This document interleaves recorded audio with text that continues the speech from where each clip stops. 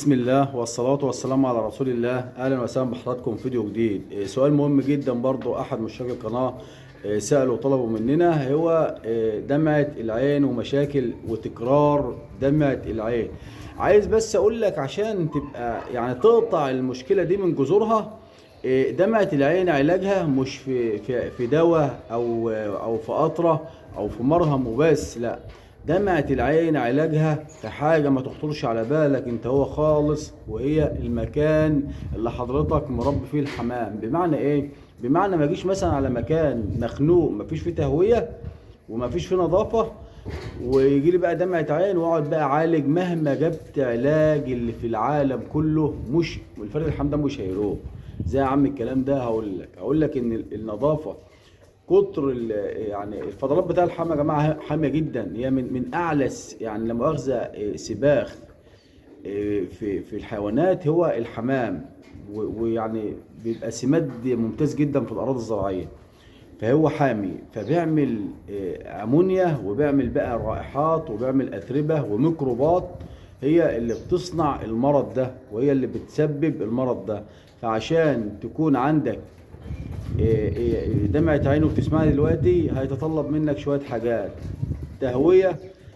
التهوية ديت لازم يكون في مكان بيدخل منه الهواء وبيخرج منه. يعني الإبر ده أنا ما بقفلوش لا صيف ولا شتاء، المنافذ البحرية بس اللي بتتقفل. مكانك الاختيار، لو انت بتسمعني برضه بتعمل لوفت، اختار مكان يكون فيه شمس، يدخل فيه شمس على سطحك، بتفرق معاك كويس. الشفاطات مهمة جدا، وصورنا لحضراتكم الغرف قبل كده عندنا. مش شرط يكون تعمل لوفت غالي او تكلف نفسك، لا، ممكن باقل امكانيات بس بالطريقه الصحيحه والعلميه تعمل مكان صح للحمام.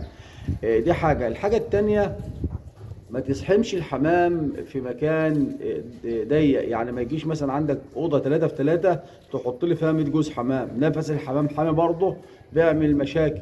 طيب علاج دمعة العين ايه؟ لو انت عملت انا بقول لك على دي وغسلت بس عن الحمام بالميه الفاتره وشلت التجبنات البيضاء اللي هي جواه يعني بسلاكه اذن كده او حاجه، غسلتها بميه بس هيروق معاك.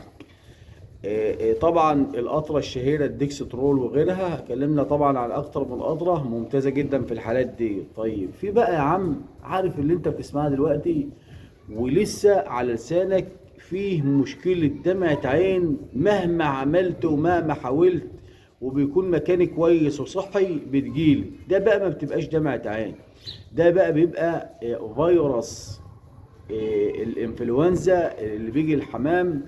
وساعات بيبقى مرض فيروسي وساعات برضه بيبقى مرض فطري. بيعمل بقى تجبنات داخليه، تحس ان الفرد الحمام عينه وارمه وفي خراج داخلي وكلام من ده. طبعا ده يا جماعه لازم اول حاجه برضه كل مكان متفقين فيه بتغسل دماغ الفرد الحمام بالميه الفتره، بتعرضه للهواء، تحطه مثلا على السطح عندك في سلاكه. لازم يا جماعه يكون عندنا فصل، عندك سلاكة داخلية وسلاكة خارجية. بتحطه مثلا على السطح وبتستخدم برضو معاه القطرات والكلام من ده، وبيبقى محتاج مضاد حيوي قوي يا جماعة زي الانروفلوكساسين. يعني انا عايز برضو يعني اتكلم في حتة، بلاش حقن الحمام يا جماعة، خلوا الحقن ده اخر حاجة. الحقن بيدمر الحمام، يعني بيخلي اصلا مناعة الحمام وبخلي مزاج الحمام مش حلو، ممكن ما يستجابش معاه. فخلي بالكم الحته دي.